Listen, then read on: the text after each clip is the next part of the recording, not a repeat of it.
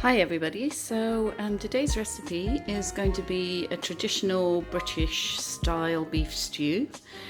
We have about 500 grams of stewing beef, about 4 tablespoons of chopped tomatoes. Over here we have a couple of carrots.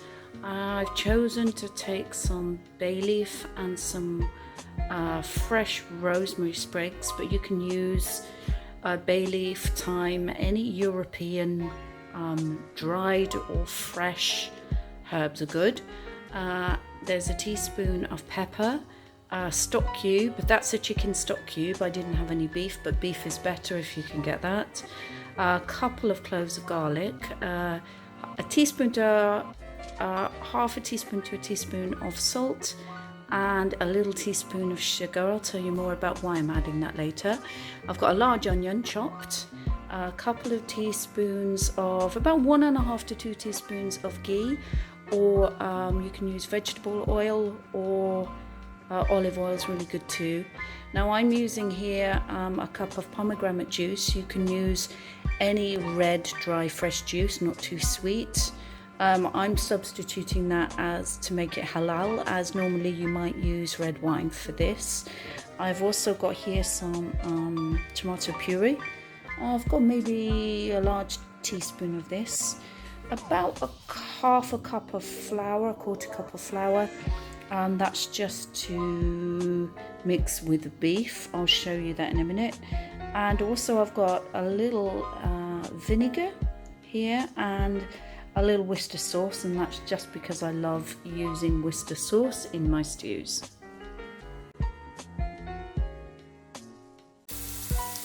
So I've put the ghee and the onions in my nice big pan, and they're going to sizzle away.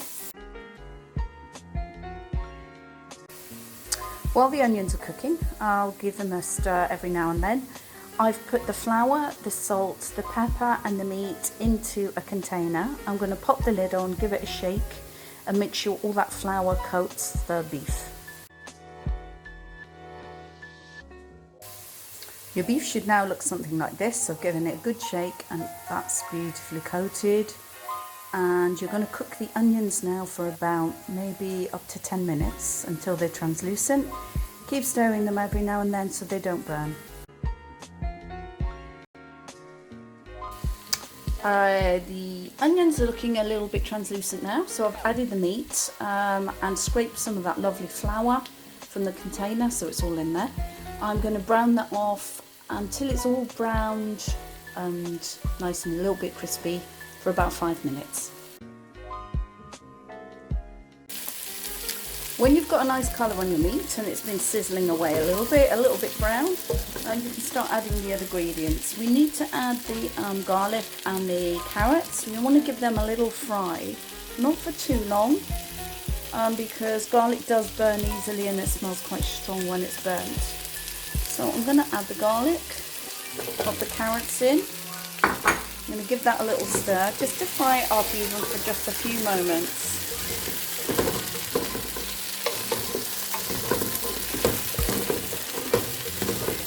See how it's starting to look kind of slightly glazed, a little bit golden? That's what you want, because that will develop into a really nice rich flavour, because you're coating the meat and the vegetables with that lovely oil. That's looking really nice now. I'm going to pop in the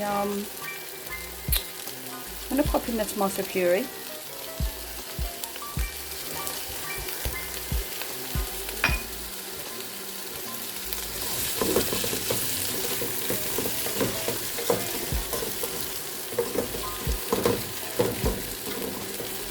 I'm also going to pop in the tomatoes now. You might hear the kettle boiling too, for the water for the stock.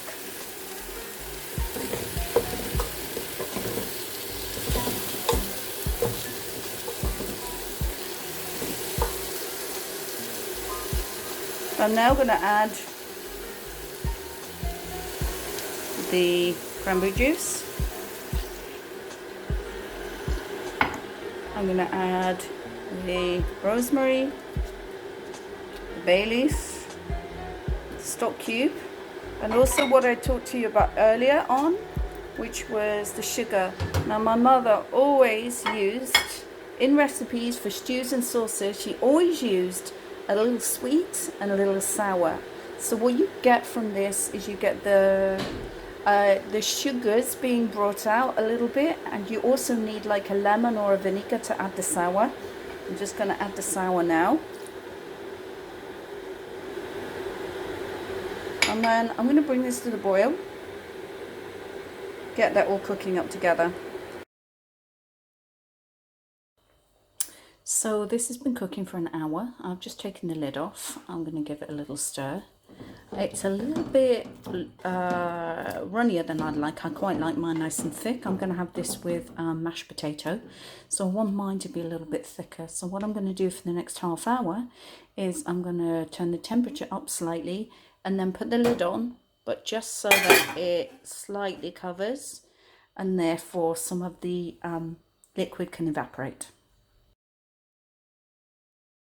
So your stew should look something like this. It's been in cooking for about an hour and a half, and that is going to be lovely with some nice green beans and mashed potato, or however you want it really. It'd be nice just as it is, maybe with some bread, toast or dumplings.